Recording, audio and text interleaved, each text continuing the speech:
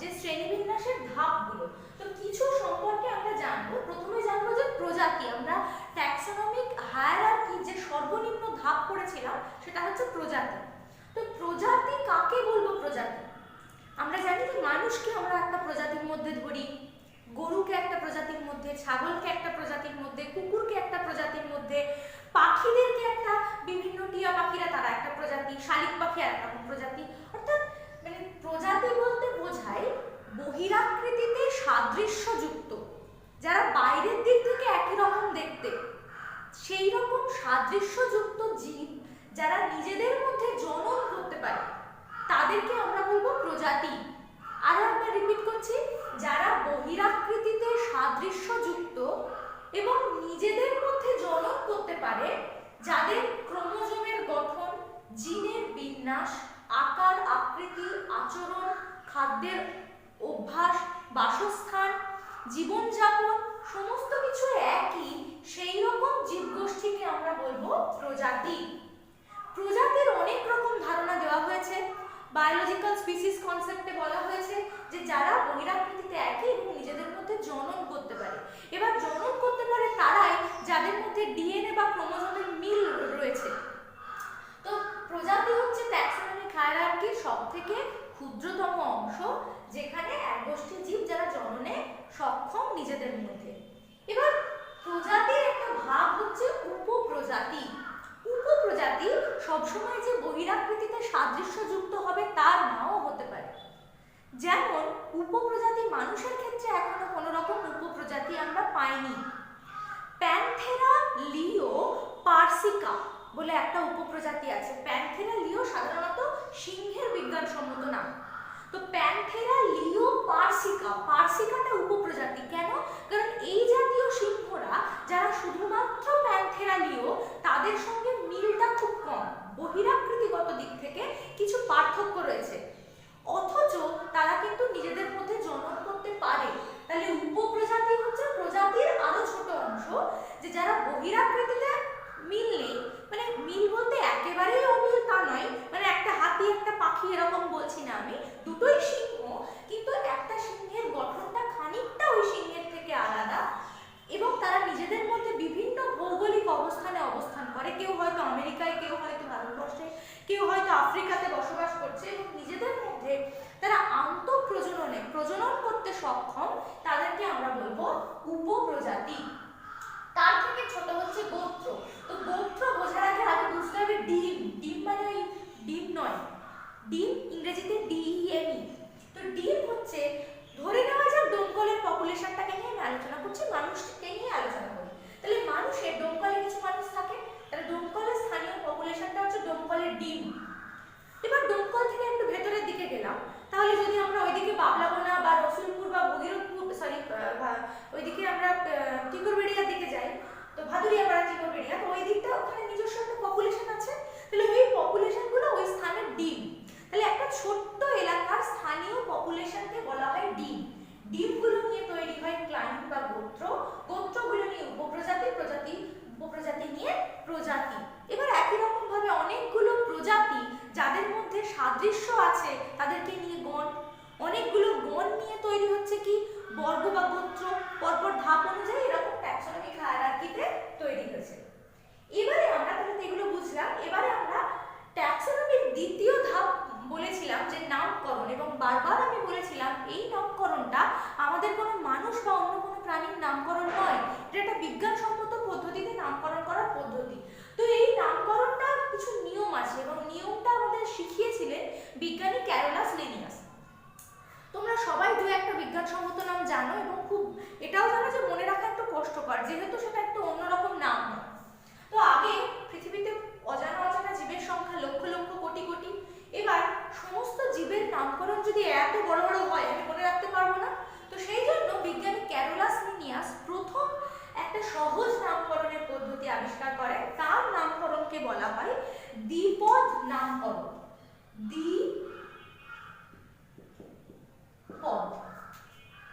দ্বিপদ মানে আমাদের যখন একটা নাম করি, সেটা হিন্দু কমিউনিটি হোক বা মুসলিম কমিউনিটি হোক, একটা নাম থাকে, একটা পদবি থাকে, তাই না? প্রত্যেকের বা দুটো পদবি থাকে বা দুটো নাম থাকে, অর্থাৎ একটা নাম একটা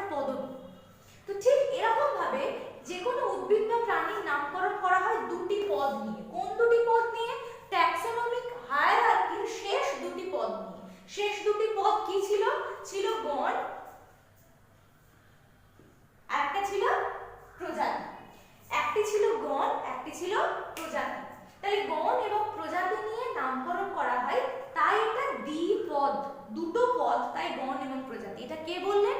বিজ্ঞানী ক্যারোলাস লিনিয়াস। ত্রিপদ নামকরণ যে নেই তা নয়, ত্রিপদও হয়। প্যান্থেরা, লিও, পার্সিকা, যেটা বললাম পার্সিকা উপপ্রজাতি, তাহলে এখানে 3টে পদ হয়ে গেল। কিন্তু দেখা যায় যে 3টে পদের ক্ষেত্রে নামটা বিজ্ঞানসম্মত নাম যত বড় হবে তত মনে রাখা অসুবিধাজনক। সেই জন্য সহজ করার জন্য সেটাকে গণ এবং প্রজাতি করে রাখা হয়। ম্যাক্সিমাম ক্ষেত্রে 2টো পদ নিয়ে হয়, এর ব্যতিক্রমও আছে, ত্রিপদ নামকরণ হয়। এবং ক্যারোলাস লিনিয়াস বলেন তিনি প্রথম 1753 এবং 1758 এই দুটো সালে দুটি বই বের করেন। একটি বই হচ্ছে স্পিসিস প্ল্যান্টারাম, উদ্ভিদের নামকরণ কি করে করা হবে, আরেকটি বই যেখানে প্রাণীদের নামকরণ কি করে করা হবে, দুটি বই বের করেন 1753 এবং 58 সালে। এবং এটা নিয়ম চালু করা হয় যে 1753 বা 1758 আগে যদি কেউ নামকরণ করে থাকে তাহলে সেটা গ্রহণযোগ্য হবে না। এই দুটি বই পাবলিশ হওয়ার পর আজ পর্যন্ত মানে তার পরবর্তীকালে যে নামকরণগুলো করা হয়েছে সেইগুলোকে বৈধ বলে গ্রহণ করা হবে। এবার সব কি বৈধ বলে গ্রহণ করা হবে না, তার কিছু নিয়ম আছে। দ্বিতীয় নিয়ম হচ্ছে নামকরণটা ল্যাটিন ভাষায় করতে হবে। এই যে আমরা পড়ছি ম্যাঙ্গিফেরা ইন্ডিকা, ম্যাঙ্গিফেরা শব্দটা ল্যাটিন, ইন্ডিকাও ল্যাটিন, প্যান্থেরা, লিও, হোমো সেপিয়েন্স এগুলো সমস্ত কিন্তু ল্যাটিন ভাষা। তৃতীয় নিয়ম হচ্ছে বিজ্ঞানসম্মত নাম সবসময় বাঁকা হরফে লিখতে হবে, অর্থাৎ ইটালিক্সে লিখতে হবে এবং নিচে দাগ দেওয়া রাখতে হবে। দেখবে বইয়ে বিজ্ঞানসম্মত নাম কিন্তু আন্ডারলাইন করা থাকে না এবং স্টুডেন্টরাও খাতাতে ওই ভুলটা করে, বিজ্ঞানসম্মত নামে আন্ডারলাইন করে না এবং যুক্তি দেখায় যে বইয়ে তো দাগ দেওয়া নেই। বইয়ে না দেওয়া থাকলেও তোমাদের তলায় দাগ দিতে হবে। বিজ্ঞানসম্মত নামের তলায় দাগ না দিলে সে বিজ্ঞানসম্মত নাম কেটে দেওয়া হয়, দেখা হয় না। বিজ্ঞানসম্মত নাম গণ এবং প্রজাতিটার মাঝখানে ফাঁক রাখতে হবে, অর্থাৎ আমি লিখলাম হোমো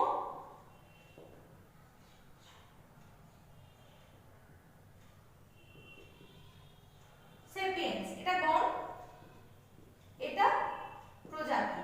তাহলে দেখো গণ এবং প্রজাতির মাঝখানে একটা গ্যাপ আছে, আমি মাঝখানে একসঙ্গে জুড়ে দিতে পারি না, তলায় আন্ডারলাইন করতে হবে। ইংরেজিতে লিখছি আন্ডারলাইন করছি, একটু বেঁকিয়ে লিখতে হয়। এবং দেখো গণের প্রথম অক্ষরটা আমি লিখেছি বড় হাতের, এইচটা বড় হাতের, বাকি সমস্ত ছোট হাতের। এখানে কিন্তু সেপিয়েন্সের কোনোটাই বড় হাতের দিইনি, আমি এস কিন্তু ছোট হাতের দিয়েছি। অর্থাৎ নিয়ম হচ্ছে গণের প্রথম অক্ষর হবে বড় হাতের, বাকি সমস্ত ছোট হাতের, আর প্রজাতির অক্ষর সমস্ত ছোট হাতের হবে। তাহলে নিয়মগুলো আরেকবার বলি, দুটি পদ নিয়ে নামকরণ হবে, গণ এবং প্রজাতি, নামকরণ হবে ল্যাটিন ভাষায়, বাঁকা হরফে ইটালিক্সে লিখতে হবে, বিজ্ঞানসম্মত নাম নিম্নরেখিত করতে হবে অর্থাৎ তলায় দাগ দিতে হবে, গণ এবং প্রজাতির মাঝখানে ফাঁক রাখতে হবে, গণের প্রথম অক্ষর হবে বড় হাতের, বাকি সমস্ত প্রজাতির অক্ষর হবে ছোট হাতের। এছাড়াও তিনি আরো কিছু নিয়ম বললেন। তিনি বললেন যে ধরো একজন আমেরিকার বিজ্ঞানী আম গাছের বিজ্ঞানসম্মত নাম করল, একজন ফরাসি দেশের বিজ্ঞানী এবং একজন ভারতবর্ষের বিজ্ঞানী, সে তো জানছে না যে আমেরিকার বিজ্ঞানী আম গাছের বিজ্ঞানসম্মত নাম করছে। তাহলে ভারতবর্ষের বিজ্ঞানীও একটা নামকরণ করলো, ফরাসির বিজ্ঞানীও নামকরণ করলো সেই একটা আম গাছে। এবার তো মারামারি লেগে যাবে কার বিজ্ঞানসম্মত নামকে বৈধ বলে গ্রহণ করা হবে। তার জন্য অগ্রাধিকার আইন বলে একটা আইন প্রস্তুত করা হলো। সেই আইনে কি বলা হলো? বলা হলো যে বিজ্ঞানসম্মত নাম যে প্রথম করবে, অর্থাৎ এই তিনজন বিজ্ঞানীর মধ্যে প্রথম যে নামকরণ করবে এবং তার নামকরণের পদ্ধতিতে যদি কোনো ত্রুটি না থাকে তাহলে ত্রুটিমুক্ত নামকরণকে বলা হয়ে থাকবে যে তারটা গ্রহণ করা হবে বৈধ বলে। তাহলে দ্বিতীয় বা তৃতীয় জনেরটা সিনোনিম হিসেবে রেখে দেওয়া হবে, কিন্তু প্রথমটাই গ্রহণ করা হবে বৈধ হিসেবে। এবারে ধরে নিলাম যে প্রথম নামকরণ করলো তার নামকরণে কিছু ত্রুটি থেকে গেছে, তাহলে সে প্রথমে নামকরণ করলেও তারটা গ্রহণ করা হবে না, তারপর দ্বিতীয় জনকে গ্রহণ করা হবে। দ্বিতীয়টা যদি সঠিক হয়, দ্বিতীয়টা যদি সঠিক না হয় তাহলে তৃতীয়টা গ্রহণ করা হবে। এটা হচ্ছে অগ্রাধিকার আইন। তাহলে এই যে ঝামেলা, কারণ বিভিন্ন দেশের বিভিন্ন বিজ্ঞানী বিভিন্ন সময় একই বিষয় নিয়ে রিসার্চ করছেন, যেমন এই মুহূর্তে করোনার ভ্যাকসিন আবিষ্কার করার জন্য শুধু আমেরিকার চেষ্টা করছে তা নয়, বিভিন্ন দেশ চেষ্টা করছে, যে দেশ আগে সফল হবে তারটা গ্রহণ করা হবে। তো ঠিক তেমন ভাবে বিভিন্ন দেশ একসঙ্গে বিভিন্ন বিজ্ঞানসম্মত নাম করার চেষ্টা করছে, তো যারটা প্রথমে ত্রুটিহীন হবে তারটা গ্রহণযোগ্য বলে মেনে নেওয়া হবে। এরপর এরপর আমি যে নামকরণ করলাম সেটা লোককে জানাবো কি করে? আজ নয় হোয়াটসঅ্যাপ হয়েছে, ফেসবুক হয়েছে, কিন্তু আজ থেকে 100 বছর আগে হোয়াটসঅ্যাপ, ফেসবুক, গুগল কিচ্ছু ছিল না।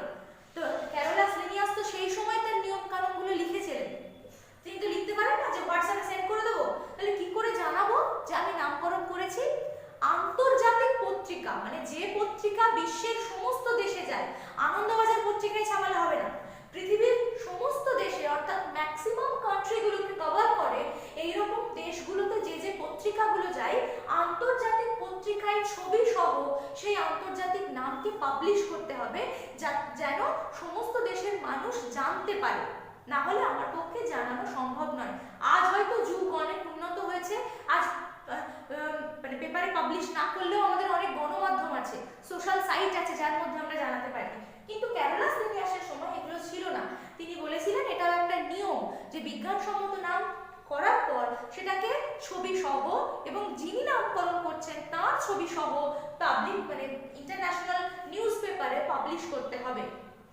আরেকটা বলা হয়েছিল কোনো বিজ্ঞানী যদি চান তিনি তার নামটা বিজ্ঞানসম্মত নামের পাশে ব্যবহার করতে পারেন। যেমন প্যান্থেরা টাইগ্রিস, লিন, লিন মানে লিনিয়াস, এটা কিন্তু উপপ্রজাতি নয়, লিনিয়াস করেছিলেন তাই তার নামটা তিনি ব্যবহার করতে পারেন। এটাকে বলা হয় স্পেসিফিক এপিথেট। যখন কোনো একজন ব্যক্তি তার নিজের নামটা বা author citation, not specific epithet, এটাকে বলে অথর সাইটেশন। অথর মানে তিনি নামকরণ করেছেন, তার নামটা তিনি প্রজাতির পাশে ছোট্ট করে ব্যবহার করতে পারেন।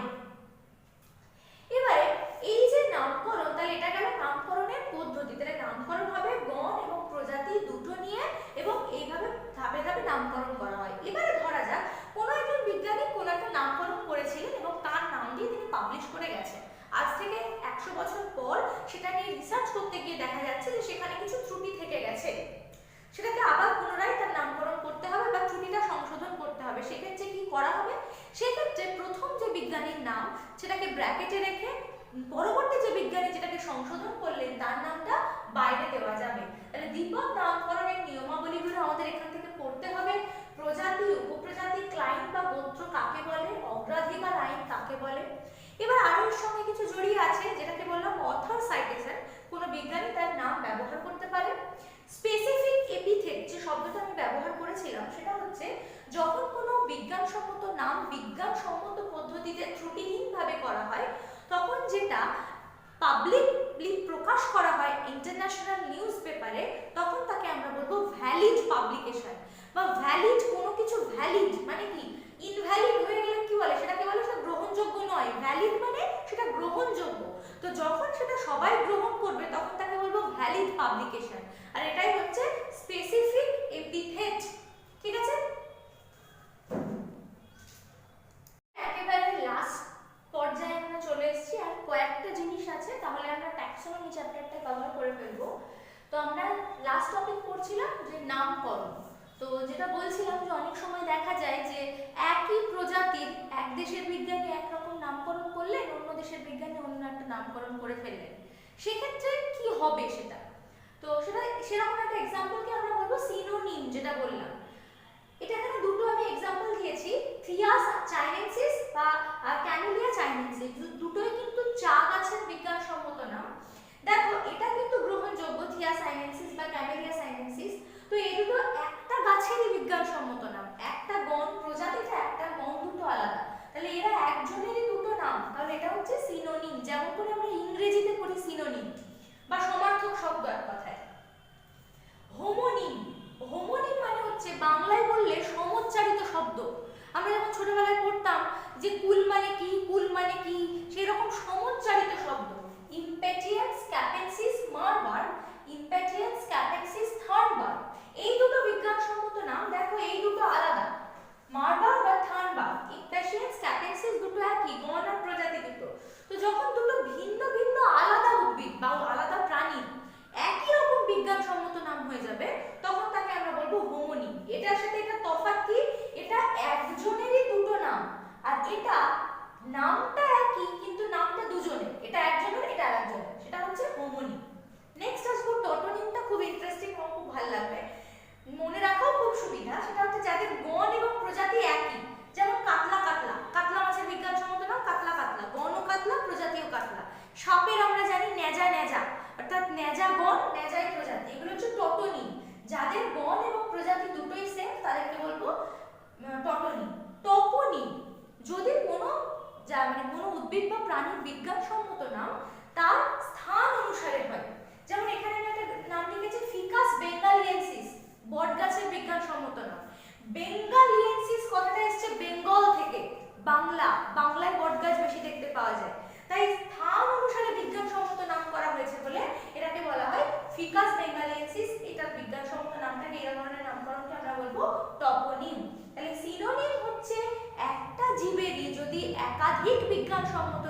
থাকে তাহলে একটাকে আরেকটার সিনোনিম বলবো। যদি দুটো বিজ্ঞানসম্মত নাম একই রকম হয় কিন্তু দুটো আলাদা জীবের হয় তাহলে তাকে বলবো হোমোনিম। যদি গণ এবং প্রজাতি দুটো একই হয় তাকে আমরা বলবো টটোনিম।